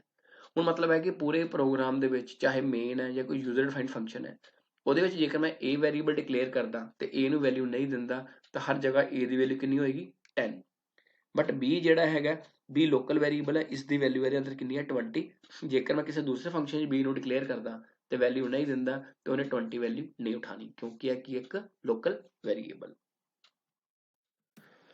ਪ੍ਰਸ਼ਨ ਨੰਬਰ 5 ਹੈ ਸੀ ਪ੍ਰੋਗਰਾਮ ਦੀ ਆਮ ਰਚਨਾ ਦੱਸੋ, ਜਾਂ ਕਹਿ ਸਕਦੇ ਹੈ ਕਿ ਸੀ ਪ੍ਰੋਗਰਾਮ ਦਾ ਬੁਨਿਆਦੀ ਢਾਂਚਾ ਕਿਹੋ ਜਿਹਾ ਹੁੰਦਾ ਹੈ। ਸੀ ਪ੍ਰੋਗਰਾਮ ਦੀ ਆਮ ਰਚਨਾ ਦੇ ਭਾਗ ਹੇਠ ਲਿਖੇ ਅਨੁਸਾਰ ਹਨ। Number 1 documentation section. C program ਦੇ ਇਸ ਹਿੱਸੇ ਵਿੱਚ ਕਮੈਂਟਸ ਦੀ ਵਰਤੋਂ ਹੁੰਦੀ ਹੈ। Comments delimiter characters slash star ਅਤੇ ਸਟਾਰ ਸਲੈਸ਼ ਦੇ ਵਿਚਕਾਰ ਲਿਖੇ ਜਾਂਦੇ ਹਨ। ਸੀ ਪ੍ਰੋਗਰਾਮ ਦੇ ਇਸ ਭਾਗ ਦੀ ਵਰਤੋਂ ਪ੍ਰੋਗਰਾਮ ਨੂੰ ਸਮਝਾਉਣ ਲਈ ਕੀਤੀ ਜਾਂਦੀ ਹੈ। ਜੇਕਰ ਅਸੀਂ ਸਿੰਪਲ ਸ਼ਬਦਾਂ ਵਿੱਚ ਗੱਲ ਕਰੀਏ ਤਾਂ ਕਮੈਂਟ ਸੈਕਸ਼ਨ ਜਿਹੜਾ ਹੈ, ਇਸ ਦਾ ਮਤਲਬ ਹੈ ਕਿ ਸਾਨੂੰ ਤੇ ਮੰਨ ਲਓ ਕਿ ਸੀ ਲੈਂਗੁਏਜ ਦਾ ਪਤਾ ਹੈ ਕਿ ਪ੍ਰੋਗਰਾਮ ਕੀ ਕੰਮ ਕਰ ਰਿਹਾ ਹੈ, ਲੇਕਿਨ ਅਸੀਂ ਜੇਕਰ ਕਿਸੇ ਦੂਸਰੇ ਪਰਸਨ ਨੂੰ ਸਮਝਾਉਣਾ ਹੋਵੇ ਕਿ ਕਿਹੜੀ ਸਟੇਟਮੈਂਟ ਕੀ ਕੰਮ ਕਰ ਰਹੀ ਹੈ ਜਾਂ ਕਿਹੜਾ ਫੰਕਸ਼ਨ ਕੀ ਕੰਮ ਕਰ ਰਿਹਾ ਹੈ, ਜਾਂ ਅਸੀਂ ਫੰਕਸ਼ਨ ਨੂੰ ਨਾਮ ਦੇਣਾ ਹੋਵੇ ਕਿ ਸਾਡੇ ਫੰਕਸ਼ਨ ਦਾ ਨਾਮ ਕੀ ਹੈ, ਫੰਕਸ਼ਨ ਦਾ ਪਰਪਸ ਕੀ ਹੈ, ਤੇ ਉਸ ਕੇਸ 'ਚ ਅਸੀਂ ਕੀ ਵਰਤਦੇ ਹਾਂ, ਡਾਕੂਮੈਂਟੇਸ਼ਨ ਸੈਕਸ਼ਨ। ਤੇ ਡਾਕੂਮੈਂਟੇਸ਼ਨ ਸੈਕਸ਼ਨ ਦੇ ਵਿੱਚ ਕੋਈ ਵੀ ਸਟੇਟਮੈਂਟ ਲਿਖਣ ਲਈ ਅਸੀਂ ਸਲੈਸ਼ ਸਟਾਰ ਅਤੇ ਸਟਾਰ ਸਲੈਸ਼ ਦੇ ਵਿੱਚ ਜੋ ਵੀ ਲਿਖ ਦਈਏ ਉਹ ਕੀ ਬਣ ਜਾਂਦਾ ਹੈ, ਕਮੈਂਟ। ਤੇ ਕਮੈਂਟ ਜਿਹੜੇ ਆ ਆਪਸ਼ਨਲ ਹੁੰਦੇ ਆ, ਤੁਹਾਡੀ ਮਰਜ਼ੀ ਹੈ ਲਗਾਓ, ਤੁਹਾਡੀ ਮਰਜ਼ੀ ਹੈ ਨਾ ਲਗਾਓ, ਬਟ ਜਿਹੜੇ ਕਮੈਂਟ ਹੈ ਪ੍ਰੋਗਰਾਮ ਨੂੰ ਆਸਾਨ ਬਣਾਉਂਦੇ ਹਨ। ਨੰਬਰ 2, ਪ੍ਰੀ ਪ੍ਰੋਸੈਸਰ ਨਿਰਦੇਸ਼ ਸੈਕਸ਼ਨ। ਸੀ ਪ੍ਰੋਗਰਾਮ ਦੇ ਇਸ ਹਿੱਸੇ ਵਿੱਚ ਹੈਡਰ ਫਾਈਲਾਂ ਅਤੇ ਸਿੰਬੋਲਿਕ ਕੌਂਸਟੈਂਟ ਲਿਖੇ ਜਾਂਦੇ ਹਨ ਤੇ ਪ੍ਰੀ ਪ੍ਰੋਸੈਸਰ ਨੂੰ ਪ੍ਰੀ ਪ੍ਰੋਸੈਸਰ ਡਾਇਰੈਕਟਿਵਸ ਸੈਕਸ਼ਨ ਵੀ ਕਿਹਾ ਜਾਂਦਾ ਹੈ। ਸਭ ਤੋਂ ਪਹਿਲਾਂ ਅਸੀਂ ਹੈਡਰ ਫਾਈਲਾਂ ਦੀ ਗੱਲ ਕਰਦੇ ਹਾਂ। ਸੀ ਪ੍ਰੋਗਰਾਮ ਦੇ ਸ਼ੁਰੂ ਵਿੱਚ ਹੈਡਰ ਫਾਈਲਾਂ ਦੀ ਲਿਖੀਆਂ ਜਾਂਦੀਆਂ ਹਨ ਜਾਂ ਹੈਡਰ ਫਾਈਲਾਂ ਦੀ ਵਰਤੋਂ ਹੁੰਦੀ ਹੈ। ਇਹਦੀ ਵਰਤੋਂ ਹੁੰਦੀ ਹੈ ਕਮੈਂਟ ਸੈਕਸ਼ਨ ਤੋਂ ਬਾਅਦ।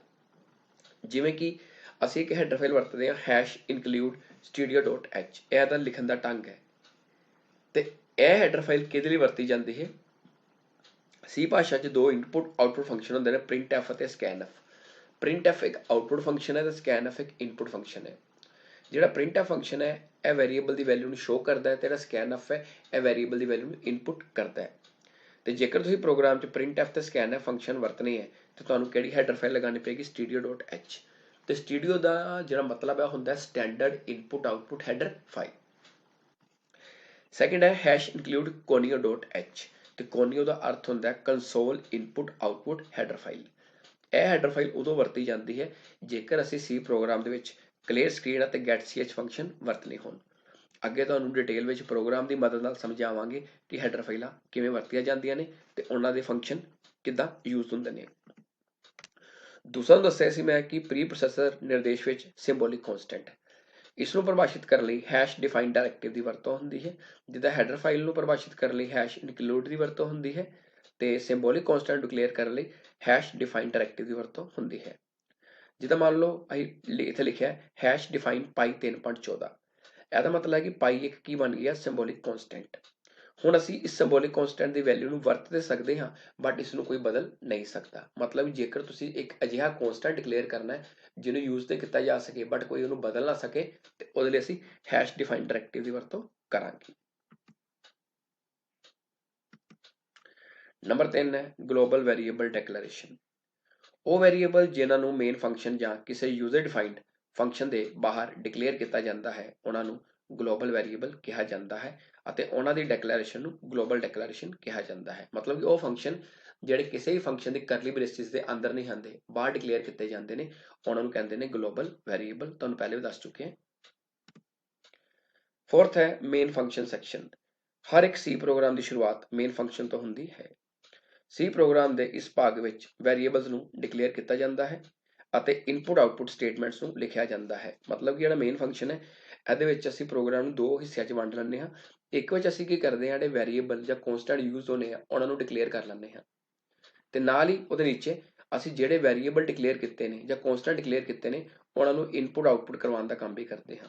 ਇਨਪੁਟ ਦੀ ਮਦਦ ਨਾਲ ਅਸੀਂ ਵੈਰੀਏਬਲ ਦੀ ਵੈਲਿਊ ਨੂੰ ਇਨਪੁਟ ਕਰਵਾਉਂਦੇ ਹਾਂ ਜਾਂ ਵੈਲਿਊ ਦਿੰਦੇ ਹਾਂ ਤੇ ਆਊਟਪੁੱਟ ਦੀ ਮਦਦ ਨਾਲ ਉਹਨਾਂ ਵੈਲਿਊਜ਼ ਨੂੰ ਆਊਟਪੁੱਟ ਸਕਰੀਨ ਤੇ ਸ਼ੋ ਕਰ ਸਕਦੇ ਹਾਂ। Number 5 user defined function section. C program ਦੇ ਇਸ ਭਾਗ ਵਿੱਚ ਯੂਜ਼ਰ ਡਿਫਾਈਨਡ ਫੰਕਸ਼ਨਸ ਨੂੰ ਪਰਿਭਾਸ਼ਿਤ ਕੀਤਾ ਜਾਂਦਾ ਹੈ। ਯੂਜ਼ਰ ਡਿਫਾਈਨਡ ਫੰਕਸ਼ਨ ਉਹ ਫੰਕਸ਼ਨ ਹੁੰਦੇ ਹਨ ਜਿਨ੍ਹਾਂ ਨੂੰ ਯੂਜ਼ਰ ਆਪਣੀ ਲੋੜ ਮੁਤਾਬਕ ਬਣਾਉਂਦਾ ਹੈ। ਮਤਲਬ ਕਿ ਜਿੱਦਾਂ ਮੇਨ ਫੰਕਸ਼ਨ ਹੈ, ਮੇਨ ਫੰਕਸ਼ਨ ਸੀ 'ਚ ਪਹਿਲੇ ਅਜਿਹਾ ਫੰਕਸ਼ਨ ਹੈ ਜਿਸ ਤੋਂ ਬਿਨਾਂ ਸੀ ਦਾ ਪ੍ਰੋਗਰਾਮ ਨਹੀਂ ਬਣ ਸਕਦਾ। ਜਿੱਦਾਂ ਤੁਹਾਨੂੰ ਦੱਸਿਆ clear screen, getch, printf, scanf, ਇਹ ਕੁਝ ਅਜਿਹੇ ਫੰਕਸ਼ਨ ਹੈ ਜਿਹੜੇ ਪਹਿਲੇ ਤੋਂ ਬਣੇ ਦੇ ਨੇ। ਜੇਕਰ ਅਸੀਂ ਆਪਣੀ ਲੋੜ ਮੁਤਾਬਕ ਆਪਣਾ ਕੋਈ ਫੰਕਸ਼ਨ ਬਣਾਉਣਾ ਹੋਵੇ ਜਾਂ ਉਹਦਾ ਕੋਈ ਪਰਪਸ ਸੈੱਟ ਕਰਨਾ ਹੋਵੇ ਤੇ ਉਸ ਕੇਸ 'ਚ ਅਸੀਂ ਕੀ ਬਣਾਉਂਦੇ ਹਾਂ? User defined function. ਪ੍ਰਸ਼ਨ ਨੰਬਰ 6 ਹੈ ਸੀ ਪ੍ਰੋਗਰਾਮ ਨੂੰ ਲਾਗੂ ਕਰਨ ਵਿੱਚ ਕਿਹੜੇ ਬੁਨਿਆਦੀ ਕਦਮ ਹੁੰਦੇ ਹਨ? ਕਿ ਜੇਕਰ ਸੀ ਦਾ ਪ੍ਰੋਗਰਾਮ ਅਸੀਂ ਐਗਜ਼ੀਕਿਊਟ ਕਰਨਾ ਹੈ ਜਾਂ ਰਨ ਕਰਨਾ ਹੈ ਜਾਂ ਲਾਗੂ ਕਰਨਾ ਹੈ ਉਹਦੇ ਲਈ ਕਿਹੜੇ-ਕਿਹੜੇ ਸਟੈਪ ਵਰਤੇ ਜਾਂਦੇ ਹਨ। ਸੀ ਪ੍ਰੋਗਰਾਮ ਨੂੰ ਲਾਗੂ ਕਰਨ ਲਈ ਹੇਠ ਲਿਖੇ ਬੁਨਿਆਦੀ ਕਦਮ ਵਰਤੇ ਜਾਂਦੇ ਹਨ। ਨੰਬਰ 1 ਪ੍ਰੋਗਰਾਮ ਫਾਈਲ ਬਣਾਉਣੀ। ਕਿ ਸਭ ਤੋਂ ਪਹਿਲੇ ਅਸੀਂ ਕੀ ਕਰਾਂਗੇ, ਪ੍ਰੋਗਰਾਮ ਫਾਈਲ ਬਣਾਵਾਂਗੇ। ਇਹ ਕਿੱਦਾਂ ਬਣਾਉਂਦੇ ਨੇ ਪ੍ਰੋਗਰਾਮ ਫਾਈਲ, ਇਹ ਤੁਹਾਨੂੰ ਨੈਕਸਟ ਟੌਪਿਕ ਵਿੱਚ ਸਮਝਾਵਾਂਗਾ। ਨੰਬਰ 2 ਪ੍ਰੋਗਰਾਮ ਨੂੰ ਸੇਵ ਕਰਨਾ। ਜਿੱਦਾਂ ਅਸੀਂ ਬਾਕੀ ਸੌਫਟਵੇਅਰਸ ਦੇ ਵਿੱਚ ਪ੍ਰੋਗਰਾਮ ਨੂੰ ਸੇਵ ਕਰਦੇ ਹਾਂ, ਫਾਈਲ ਤੇ ਜਾ ਕੇ ਸੇਵ, ਇਹਦੇ ਵਿੱਚ ਵੀ ਅਸੀਂ ਫਾਈਲ ਮੈਨੂ ਤੇ ਜਾ ਕੇ ਸੇਵ ਕਮਾਂਡ ਤੇ ਕਲਿੱਕ ਕਰਕੇ ਫਾਈਲ ਨੂੰ ਸੇਵ ਕਰਾਂਗੇ। ਤੇ ਬਸ ਇੱਕ ਚੀਜ਼ ਯਾਦ ਰੱਖਣੀ ਹੈ ਕਿ ਯਾਰ ਜਦੋਂ ਫਾਈਲ ਨੂੰ ਸੇਵ ਕਰਨਾ ਹੈ ਤੇ ਫਾਈਲ ਨੇਮ ਲਿਖਣ ਤੋਂ ਬਾਅਦ .c ਲਗਾਉਣਾ ਨਹੀਂ ਭੁੱਲਣਾ। ਕਿਉਂਕਿ ਸੀ ਪ੍ਰੋਗਰਾਮ ਦੀ ਜਿਹੜੀ ਐਕਸਟੈਂਸ਼ਨ ਹੈ ਉਹ .c ਹੁੰਦੀ ਹੈ। ਨੰਬਰ 3 ਪ੍ਰੋਗਰਾਮ ਨੂੰ ਕੰਪਾਈਲ ਕਰਨਾ। ਤੁਹਾਨੂੰ ਪਤਾ ਹੈ ਕਿ ਸੀ ਇੱਕ ਹਾਈ ਲੈਵਲ ਭਾਸ਼ਾ ਹੈ ਤੇ ਹਾਈ ਲੈਵਲ ਭਾਸ਼ਾ ਅੰਗਰੇਜ਼ੀ ਭਾਸ਼ਾ ਵਿੱਚ ਲਿਖੀ ਜਾਂਦੀ ਹੈ, ਬਟ ਤੁਹਾਨੂੰ ਪਤਾ ਹੈ ਕਿ ਕੰਪਿਊਟਰ ਜਿਹੜਾ ਉਹ ਸਿਰਫ ਮਸ਼ੀਨੀ ਭਾਸ਼ਾ ਸਮਝਦਾ ਹੈ, 0-1 ਦੀ ਫਾਰਮ ਸਮਝਦਾ ਹੈ। ਤੇ ਇੱਥੇ ਕੰਪਾਈਲ ਕਰਨ ਦਾ ਅਰਥ ਹੈ ਕਿ ਜਦੋਂ ਅਸੀਂ ਪ੍ਰੋਗਰਾਮ ਨੂੰ ਕੰਪਾਈਲ ਕਰਾਂਗੇ ਤੇ ਕੰਪਾਈਲਰ ਕੀ ਕਰੇਗਾ, ਜਿਹੜਾ ਸੀ ਭਾਸ਼ਾ ਦਾ ਪ੍ਰੋਗਰਾਮ ਹੈ ਉਹਨੂੰ ਮਸ਼ੀਨੀ ਭਾਸ਼ਾ ਵਿੱਚ ਤਬਦੀਲ ਕਰੇਗਾ। ਤੇ ਸੀ ਭਾਸ਼ਾ ਵਿੱਚ ਪ੍ਰੋਗਰਾਮ ਨੂੰ ਕੰਪਾਈਲ ਕਰਨ ਲਈ Alt+F9 ਕੀ ਦੀ ਵਰਤੋਂ ਹੁੰਦੀ ਹੈ ਕਿ Alt+F9 ਕੀ ਦਬਾਓਗੇ ਤੇ ਜਿਹੜਾ ਪ੍ਰੋਗਰਾਮ ਹੈ ਕੰਪਾਈਲ ਹੋ ਜਾਏਗਾ। ਚੌਥਾ ਪੁਆਇੰਟ, ਲਾਇਬ੍ਰੇਰੀ ਫੰਕਸ਼ਨਸ ਨੂੰ ਸਿਸਟਮ ਲਾਇਬ੍ਰੇਰੀ ਨਾਲ ਲਿੰਕ ਕਰਨਾ। ਅਸੀਂ ਜਦੋਂ ਸੀ ਪ੍ਰੋਗਰਾਮ ਬਣਾਉਂਦੇ ਹਾਂ ਉਸ 'ਚ ਕਈ ਲਾਇਬ੍ਰੇਰੀ ਫੰਕਸ਼ਨ ਵਰਤਦੇ ਹਾਂ, ਜਿੱਦਾਂ printf, scanf, clear screen, getch। ਇਹਨਾਂ ਪ੍ਰੋਗਰਾਮਸ ਨੂੰ ਸਿਸਟਮ ਲਾਇਬ੍ਰੇਰੀ ਨਾਲ ਲਿੰਕ ਕਰਨਾ ਪੈਂਦਾ ਹੈ ਤੇ ਸਿਸਟਮ ਲਾਇਬ੍ਰੇਰੀ ਨਾਲ ਲਿੰਕ ਕਰਨ ਲਈ ਪ੍ਰੋਗਰਾਮ ਦੇ ਸ਼ੁਰੂ ਵਿੱਚ ਹੀ ਸਾਨੂੰ ਕੁਝ ਹੈਡਰ ਫਾਈਲਾਂ ਲਗਾਉਣੀਆਂ ਪੈਂਦੀਆਂ ਨੇ। ਜਿੱਦਾਂ ਤੁਹਾਨੂੰ ਦੱਸ ਚੁੱਕਿਆ ਕਿ printf ਅਤੇ scanf ਲਈ #include stereo.h ਅਤੇ clear screen ਤੇ getch ਲਈ conio.h ਹੈਡਰ ਫਾਈਲ ਵਰਤੀ ਜਾਂਦੀ ਹੈ। ਤੇ ਇਸ ਸਟੈਪ ਵਿੱਚ ਜਿਹੜੇ ਲਾਇਬ੍ਰੇਰੀ ਫੰਕਸ਼ਨ ਹੈ ਉਹ ਹੈਡਰ ਫਾਈਲਾਂ ਨਾਲ ਲਿੰਕ ਹੁੰਦੇ ਨੇ ਜਾਂ ਸਿਸਟਮ ਲਾਇਬ੍ਰੇਰੀ ਨਾਲ ਲਿੰਕ ਹੁੰਦੇ ਨੇ। ਜੇਕਰ ਕੋਈ ਫੰਕਸ਼ਨ ਸਿਸਟਮ ਲਾਇਬ੍ਰੇਰੀ ਲਿੰਕ ਨਹੀਂ ਹੋ ਪਾਉਂਦਾ ਤੇ ਪ੍ਰੋਗਰਾਮ 'ਚ ਐਰਰ ਆ ਜਾਏਗਾ ਤੇ ਪ੍ਰੋਗਰਾਮ ਰਨ ਨਹੀਂ ਹੋ ਪਾਏਗਾ। ਪੰਜਵਾਂ ਪੁਆਇੰਟ ਹੈ ਪ੍ਰੋਗਰਾਮ ਨੂੰ ਰਨ ਕਰਨਾ। ਰਨ ਕਰਨ ਦਾ ਮਤਲਬ ਕਿ ਆਊਟਪੁੱਟ ਦੇਖਣਾ। ਤੇ ਸੀ ਭਾਸ਼ਾ ਵਿੱਚ ਪ੍ਰੋਗਰਾਮ ਨੂੰ ਰਨ ਕਰਨ ਲਈ ਜਾਂ ਆਊਟਪੁੱਟ ਦੇਖਣ ਲਈ ਅਸੀਂ Ctrl+F9 ਕੀ ਦੀ ਵਰਤੋਂ ਕਰਦੇ ਹਾਂ। ਕੰਪਾਈਲ ਕਰਨ ਲਈ Alt+F9 ਤੇ ਰਨ ਕਰਨ ਲਈ Ctrl+F9। ਸੱਤਵਾਂ ਪ੍ਰਸ਼ਨ ਹੈ ਕੰਪਾਈਲੇਸ਼ਨ ਅਤੇ ਮੇਲ ਦੀਆਂ ਕਿਹੜੀਆਂ ਅਵਸਥਾਵਾਂ ਹੁੰਦੀਆਂ ਹਨ। ਕੰਪਾਈਲੇਸ਼ਨ ਦਾ ਮਤਲਬ ਕਿ program high level language program ਨੂੰ ਮਸ਼ੀਨੀ ਭਾਸ਼ਾ 'ਚ ਬਦਲਣਾ ਤੇ ਮੇਲ ਦਾ ਮਤਲਬ ਹੁੰਦਾ ਲਿੰਕ ਕਰਨਾ, ਕਿ ਪ੍ਰੋਗਰਾਮ ਨੂੰ ਸਿਸਟਮ ਲਾਇਬ੍ਰੇਰੀ ਨਾਲ ਲਿੰਕ ਕਰਨਾ। ਕੰਪਾਈਲੇਸ਼ਨ ਅਤੇ ਮੇਲ ਦੀਆਂ ਹੇਠ ਲਿਖੀਆਂ ਅਵਸਥਾਵਾਂ ਹੁੰਦੀਆਂ ਹਨ। Number 1 source program. Source program ਉਹ ਪ੍ਰੋਗਰਾਮ ਹੁੰਦਾ ਜਿਹੜਾ ਸੀ ਭਾਸ਼ਾ ਦੇ ਵਿੱਚ ਅਸੀਂ ਪ੍ਰੋਗਰਾਮ ਬਣਾਉਂਦੇ ਹਾਂ। ਤੁਹਾਨੂੰ ਦੱਸਣਾ ਚਾਹਾਂਗਾ ਕਿ ਸੀ ਭਾਸ਼ਾ ਦੀ ਜਦੋਂ ਅਸੀਂ ਵਿੰਡੋ ਓਪਨ ਕਰਾਂਗੇ ਇੱਕ ਬਲੂ ਕਲਰ ਦੀ ਵਿੰਡੋ ਖੁੱਲੇਗੀ। ਉਸ ਵਿੰਡੋ ਵਿੱਚ ਜਿਹੜਾ ਅਸੀਂ ਪ੍ਰੋਗਰਾਮ ਟਾਈਪ ਕਰਾਂਗੇ ਕੀਬੋਰਡ ਦੀ ਮਦਦ ਨਾਲ ਉਸਨੂੰ ਬੋਲਦੇ ਨੇ source program. Number 2 preprocessor ਨਿਰਦੇਸ਼। ਪ੍ਰੀ ਪ੍ਰੋਸੈਸਰ ਨਿਰਦੇਸ਼ ਤੁਹਾਨੂੰ ਦੱਸ ਚੁੱਕਿਆ ਹਾਂ ਕਿ ਪ੍ਰੀ ਪ੍ਰੋਸੈਸਰ ਨਿਰਦੇਸ਼ ਨੂੰ ਪ੍ਰੀ ਪ੍ਰੋਸੈਸਰ ਡਾਇਰੈਕਟਿਵਸ ਵੀ ਕਿਹਾ ਜਾਂਦਾ ਹੈ ਤੇ ਇਹਦੇ ਵਿੱਚ ਅਸੀਂ ਹੈਡਰ ਫਾਈਲਾਂ ਨੂੰ ਜਾਂ ਸਿੰਬੋਲਿਕ ਕਨਸਟੈਂਟ ਨੂੰ ਡਿਕਲੇਅਰ ਕਰਦੇ ਹਾਂ। ਹੈਡਰ ਫਾਈਲਾਂ ਡਿਕਲੇਅਰ ਕਰਨ ਲਈ #include ਡਾਇਰੈਕਟਿਵ ਦੀ ਵਰਤੋਂ ਹੁੰਦੀ ਹੈ ਤੇ ਸਿੰਬੋਲਿਕ ਕਨਸਟੈਂਟ ਲਈ #define ਦੀ। Number 3 compilation. ਕੰਪਾਈਲੇਸ਼ਨ ਦਾ ਮਤਲਬ ਹੁੰਦਾ ਹੈ ਕਿ ਸੀ ਭਾਸ਼ਾ ਦੇ ਪ੍ਰੋਗਰਾਮ ਨੂੰ ਮਸ਼ੀਨੀ ਭਾਸ਼ਾ ਵਿੱਚ ਕਨਵਰਟ ਕਰਨਾ ਤੇ ਇਹਦੇ ਲਈ ਕੰਪਾਈਲਰ ਦੀ ਵਰਤੋਂ ਹੁੰਦੀ ਹੈ। ਤੇ ਤੁਹਾਨੂੰ ਦੱਸ ਚੁੱਕਿਆ ਕਿ ਸੀ ਭਾਸ਼ਾ ਦੇ ਵਿੱਚ ਜੇਕਰ ਪ੍ਰੋਗਰਾਮ ਨੂੰ ਕੰਪਾਈਲ ਕਰਨਾ ਹੈ ਤੇ ਉਹਦੇ ਲਈ ਅਸੀਂ Alt+F9 ਕੀ ਦੀ ਵਰਤੋਂ ਕਰਦੇ ਹਾਂ। ਨੈਕਸਟ ਹੈ ਲਾਇਬ੍ਰੇਰੀ ਫੰਕਸ਼ਨਸ। ਕਿ ਸੀ ਭਾਸ਼ਾ ਦੇ ਵਿੱਚ ਜਦੋਂ ਅਸੀਂ ਪ੍ਰੋਗਰਾਮ ਬਣਾਉਂਦੇ ਹਾਂ ਪੂਰਾ ਪ੍ਰੋਗਰਾਮ ਕੁਝ ਫੰਕਸ਼ਨਸ ਤੇ ਡਿਪੈਂਡ ਕਰਦਾ ਹੈ। ਉਹ ਫੰਕਸ਼ਨਸ ਨੂੰ ਬੋਲਦੇ ਆ ਲਾਇਬ੍ਰੇਰੀ ਫੰਕਸ਼ਨ। ਤੇ ਲਾਇਬ੍ਰੇਰੀ ਫੰਕਸ਼ਨ ਉਹ ਫੰਕਸ਼ਨ ਹੁੰਦੇ ਨੇ ਜੋ ਕਿਸੇ ਖਾਸ ਕੰਮ ਨੂੰ ਕਰਨ ਲਈ ਕੰਪਿਊਟਰ ਵਿੱਚ ਪਹਿਲਾਂ ਤੋਂ ਬਣੇ ਹੁੰਦੇ ਹਨ। ਜਿੱਦਾਂ printf ਫੰਕਸ਼ਨ ਵੈਲਿਊ ਪ੍ਰਿੰਟ ਕਰਦਾ ਹੈ, scanf ਫੰਕਸ਼ਨ ਜਿਹੜਾ ਉਹ ਵੈਲਿਊ ਨੂੰ ਇਨਪੁਟ ਕਰਦਾ ਹੈ, clear screen ਫੰਕਸ਼ਨ ਸਕਰੀਨ ਨੂੰ ਕਲੀਅਰ ਕਰਦਾ ਹੈ ਤੇ getch ਫੰਕਸ਼ਨ ਸਾਡੀ ਸਕਰੀਨ ਤੇ ਆਊਟਪੁੱਟ ਨੂੰ ਸ਼ੋ ਕਰਦਾ ਹੈ। ਪੰਜਵਾਂ ਪੁਆਇੰਟ ਹੈ ਲਿੰਕਿੰਗ। ਲਿੰਕਿੰਗ ਦਾ ਅਰਥ ਹੁੰਦਾ ਹੈ ਕਿ ਲਾਇਬ੍ਰੇਰੀ ਫੰਕਸ਼ਨ ਨੂੰ ਪ੍ਰੀ ਪ੍ਰੋਸੈਸਰ ਨਿਰਦੇਸ਼ ਮਤਲਬ ਹੈਡਰ ਫਾਈਲਾਂ ਨਾਲ ਜੋੜਨਾ ਜਾਂ ਸਿਸਟਮ ਲਾਇਬ੍ਰੇਰੀ ਨਾਲ ਲਿੰਕ ਕਰਨਾ। 6 ਪੁਆਇੰਟ ਹੈ ਪ੍ਰੋਗਰਾਮ ਨੂੰ ਰਨ ਕਰਨਾ। ਰਨ ਦਾ ਮਤਲਬ ਹੁੰਦਾ ਪ੍ਰੋਗਰਾਮ ਦੀ ਆਊਟਪੁੱਟ ਲੈ ਕੇ ਆਉਣਾ ਜਾਂ ਪ੍ਰੋਗਰਾਮ ਨੂੰ ਲਾਗੂ ਕਰਨਾ ਜਾਂ ਪ੍ਰੋਗਰਾਮ ਨੂੰ ਐਗਜ਼ੀਕਿਊਟ ਕਰਨਾ। ਤਾਂ ਸੀ ਭਾਸ਼ਾ ਦੇ ਵਿੱਚ ਪ੍ਰੋਗਰਾਮ ਨੂੰ ਰਨ ਕਰਨ ਲਈ Ctrl+F9 ਕੀ ਦੀ ਵਰਤੋਂ ਹੁੰਦੀ ਹੈ।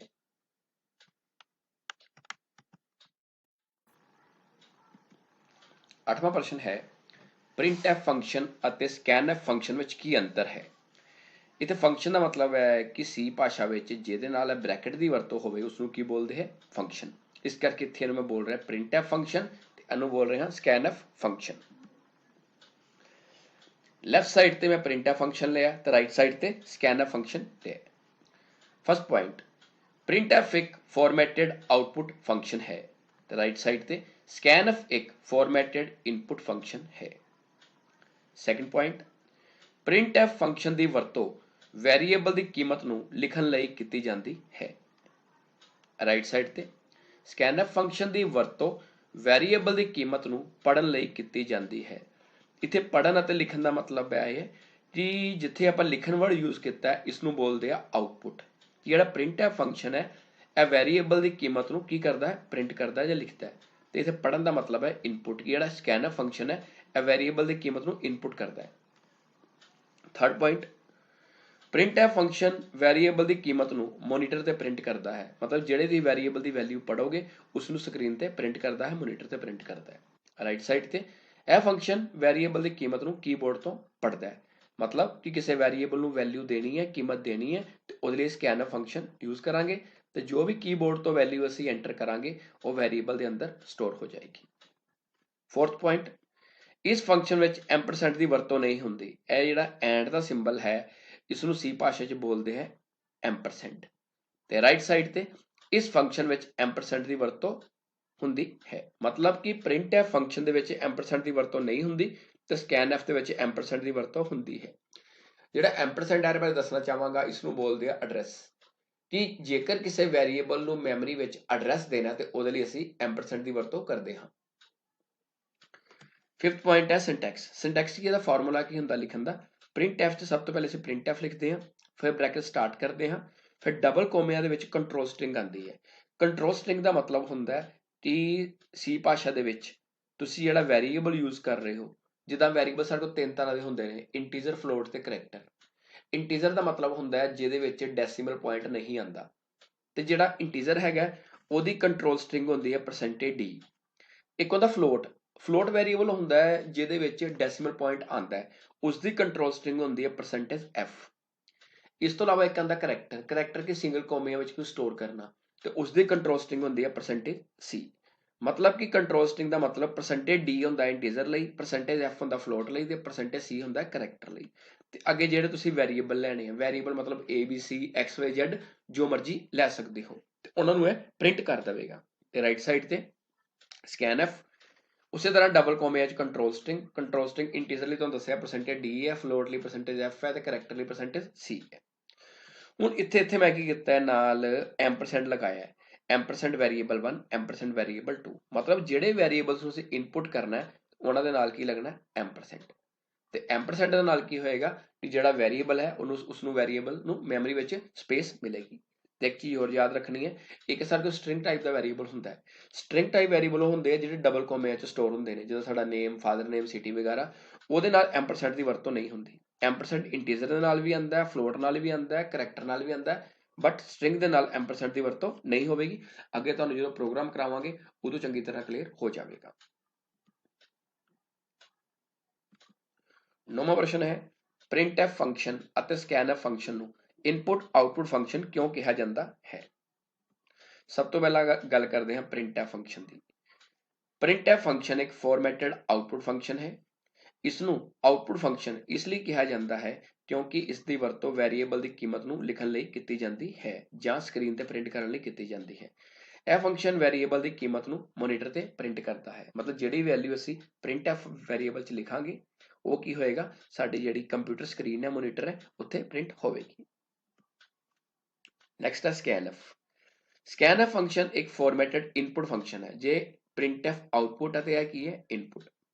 ਇਸ ਨੂੰ ਇਨਪੁਟ ਫੰਕਸ਼ਨ ਇਸ ਲਈ ਕਿਹਾ ਜਾਂਦਾ ਹੈ ਕਿਉਂਕਿ ਇਸ ਫੰਕਸ਼ਨ ਦੀ ਵਰਤੋਂ ਵੈਰੀਏਬਲ ਦੀ ਕੀਮਤ ਨੂੰ ਪੜ੍ਹਨ ਲਈ ਕੀਤੀ ਜਾਂਦੀ ਹੈ ਜਾਂ ਇਨਪੁਟ ਕਰਨ ਲਈ ਕੀਤੀ ਜਾਂਦੀ ਹੈ।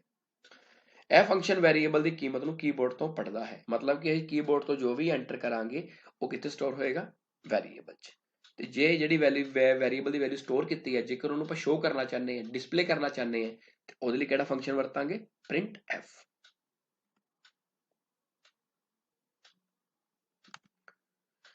10ਵਾਂ ਪ੍ਰਸ਼ਨ ਹੈ, ਐਂਡ ਦਾ scanf ਫੰਕਸ਼ਨ ਵਿੱਚ ਕੀ ਕੰਮ ਹੁੰਦਾ ਹੈ। ਇਹਦੇ ਬਾਰੇ ਤੁਹਾਨੂੰ ਪਹਿਲੇ ਦੱਸ ਚੁੱਕਿਆ ਹਾਂ। ਐਂਡ ਨੂੰ ਸੀ ਭਾਸ਼ਾ ਵਿੱਚ ਐਮਪਰਸੈਂਟ ਕਿਹਾ ਜਾਂਦਾ ਹੈ।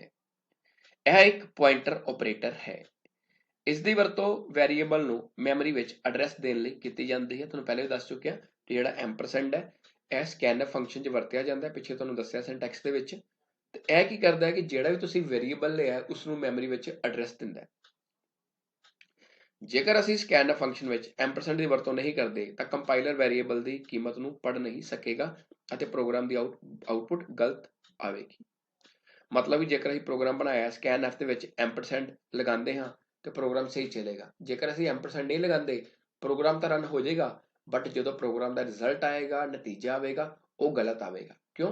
ਕਿਉਂਕਿ ਜੇ ਵੈਰੀਏਬਲ ਨੂੰ ਅਸੀਂ ਵੀ ਮੈਮਰੀ 'ਚ ਐਡਰੈਸ ਹੀ ਨਹੀਂ ਦੇਵਾਂਗੇ ਤਾਂ ਜਦੋਂ ਕੰਪਾਈਲਰ ਵੈਰੀਏਬਲ ਨੂੰ ਰੀਡ ਕਰੇਗਾ ਤਾਂ ਉਸਨੂੰ ਕੋਈ ਵੈਲਿਊ ਨਹੀਂ ਮਿਲਣੀ, ਤੇ ਉਸ ਕੇਸ 'ਚ ਉਹਨੇ ਕੋਈ ਗਲਤ ਵੈਲਿਊ ਚੁੱਕ ਲੈਣੀ ਹੈ ਤੇ ਜਿਸ ਨਾਲ ਗਲਤ ਨਤੀਜਾ ਆਵੇਗਾ। ਇਸ ਕਰਕੇ ਜਦੋਂ ਸਕੈਨਫ ਫੰਕਸ਼ਨ ਯੂਜ਼ ਕਰਨਾ ਤਾਂ ਇੰਟੀਜ਼ਰ, ਫਲੋਟ ਤੇ ਕਰੈਕਟਰ ਵੈਰੀਏਬਲ ਜਦੋਂ ਅਸੀਂ ਲੈਣੇ ਆ ਤੇ ਉਹਦੇ ਵਿੱਚ ਐਮਪਰਸੈਂਟ ਦੀ ਵਰਤੋਂ ਹੋਵੇਗੀ ਹੀ ਹੋਵੇਗੀ, ਬਟ ਜੇਕਰ ਤੁਸੀਂ ਸਟ੍ਰਿੰਗ ਟਾਈਪ ਵੈਰੀਏਬਲ ਲੈਂਦੇ ਹੋ ਉਸ ਵਿੱਚ ਐਮਪਰਸੈਂਟ ਦੀ ਵਰਤੋਂ ਨਹੀਂ ਹੁੰਦੀ। ਜੇਕਰ ਤੁਹਾਡੀ ਕੋਈ ਕੁਐਰੀ, ਕੁਐਸਚਨ ਜਾਂ ਸੁਜੈਸ਼ਨ ਹੈ ਤਾਂ ਕਮੈਂਟ ਸੈਕਸ਼ਨ ਵਿੱਚ ਜ਼ਰੂਰ ਦੱਸਣਾ। ਅਤੇ ਜੇਕਰ ਤੁਸੀਂ ਅਜੇ ਤੱਕ ਮੇਰੇ ਇਸ YouTube ਚੈਨਲ ਨੂੰ ਲਾਈਕ ਅਤੇ ਸਬਸਕ੍ਰਾਈਬ ਨਹੀਂ ਕੀਤਾ ਹੈ ਤਾਂ ਕਿਰਪਾ ਕਰਕੇ ਇਸ ਨੂੰ ਲਾਈਕ ਅਤੇ ਸਬਸਕ੍ਰਾਈਬ ਜ਼ਰੂਰ ਕਰੋ ਅਤੇ ਬੈਲ ਆਈਕਨ ਨੂੰ ਪ੍ਰੈਸ ਕਰਨਾ ਨਾ ਭੁੱਲੋ ਤਾਂ ਜੋ ਤੁਹਾਨੂੰ ਮੇਰੀਆਂ ਨਵੀਆਂ ਵੀਡੀਓਜ਼ ਦੀ ਨੋਟੀਫਿਕੇਸ਼ਨ ਮਿਲਦੀ ਰਹੇ। ਧੰਨਵਾਦ।